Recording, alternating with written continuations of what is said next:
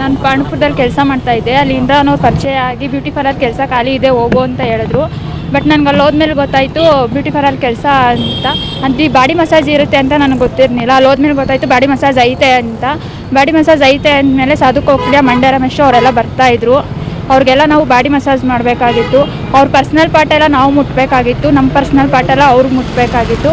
ಆದ್ದರಿಂದ ನನಗೆ ಅಲ್ಲಿ ಹಿಂಸೆ ಆಗ್ತಾಯಿತ್ತು. ಬಟ್ ಸಾಧು ಕೋಕಿಲ, ಮಂಡ್ಯ ರಮೇಶ್ ಎಲ್ಲ ಹೇಳ್ತಾಯಿದ್ರು, ನಾನು ಹೇಳ್ದಂಗೆ ಕೇಳದೇ ಇದ್ರೆ ನಾನು ಸರ್ ಹತ್ರ ಕಂಪ್ಲೇಂಟ್ ಮಾಡ್ತೀನಿ ಅಂತ ಹೇಳ್ತಾಯಿದ್ರು.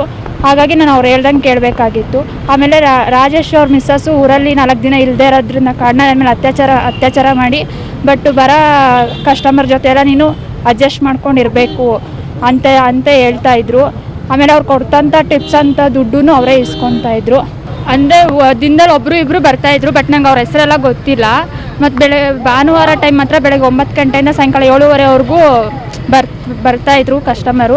ಬಟ್ ಇಂಥವ್ರು ಅಂತ ನನಗೆ ಗೊತ್ತಿಲ್ಲ. 2 ಸಲ ಬಂದಿದ್ರು. 2 ಸಲ ಬಂದಿದ್ರು. ಬಟ್ ಅವ್ರೇನು ಮಾತಾಡ್ತಾ ಇರಲಿಲ್ಲ. ನನ್ನ ಹತ್ರ ಕೋಆಪ್ರೇಟ್ ಮಾಡಬೇಕು, ನಾನು ಹೆಂಗೆ ಹೇಳ್ತೀನಿ ನಂಗೆ ಕೇಳಬೇಕು, ಇಲ್ಲಾಂದರೆ ಹೋಗಿ ನಾನು ಸರ್ ಹತ್ರ ಕಂಪ್ಲೇಂಟ್ ಮಾಡ್ತೀನಿ ಅಂತ ಹೇಳ್ತಾಯಿದ್ರು. ರಾಜೇಶ್ ಅವ್ರ ಹತ್ರ ಹೋಗಿ ಕಂಪ್ಲೇಂಟ್ ಮಾಡ್ತೀನಿ ಅಂತ ಹೇಳ್ತಾಯಿದ್ರು.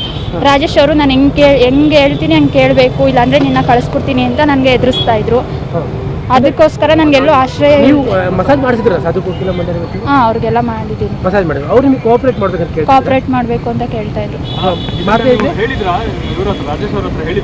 ರಾಜೇಶ್ ಅವ್ರ ಹತ್ರ ಹೇಳಿದ್ದೆ. ರಾಜೇಶ್ ಅವರು ಎಲ್ಲದಕ್ಕೂ ಅಡ್ಜಸ್ಟ್ ಮಾಡ್ಕೊಂಡ್ರೆ ಮಾತ್ರ ಇರಿಸ್ಕೊತೀನಿ, ಇಲ್ಲಾಂದರೆ ಇರಿಸ್ಕೊಳ್ಳಲ್ಲ ಅಂತ ಹೇಳಿದರು. ಹೊರಗಡೆ ಬೆಳಗ್ಗೆ ಬಿಡ್ತಾ ಇರಲಿಲ್ಲ. ಅವ್ರು ಒಳಗಡೆನೇ ನನ್ನ ಲಾಕ್ ಮಾಡಿ ಇಟ್ಕೊಂಡಿದ್ರು. ಊಟ ತಿಂಡಿ ಎಲ್ಲ ಅಲ್ಲೇ, ನನ್ನ ನೈಟ್ ಡೇ ಎಲ್ಲ ಅಲ್ಲೇ ಇರೋದು. ಈಗ ಇವ್ರಿಗೆ ದುಡ್ಡು ಎಲ್ಲ ಕೊಡ್ತಿದ್ದಾರೆ ನಿಮಗೆ ಮಂಡ್ಯ ರಮೇಶ್? ಅಂದರೆ ಅವರು ಟಿಪ್ಸ್ ಅಂತ 500,000 ಕೊಡ್ತಾ ಇದ್ದಿದ್ದನ್ನು ಅವರೇ ಬಳಸ್ಕೊತಾ ಇದ್ರು, ಅವರೇ ಇಸ್ಕೊತಾ ಇದ್ರು. ನಿಮಗೆ ಗೊತ್ತಿಲ್ವಾ ಅವರು ಚಿತ್ರನಟರು ಅಂತ ಗೊತ್ತಿತ್ತಾ? ಬಟ್ ನಾನು ಟಿ ವಿಲಿ ನೋಡಿದ್ದೆ ಅಷ್ಟೇ. ಎದುರುಗಡೆ ಇವರೇ ಚಿತ್ರನಟರು ಅಂತ ನನ್ನ ಕೈಲಿ ಗುರುತಿಸೋಕ್ಕಾಗ್ತಾ ಇರಲಿಲ್ಲ.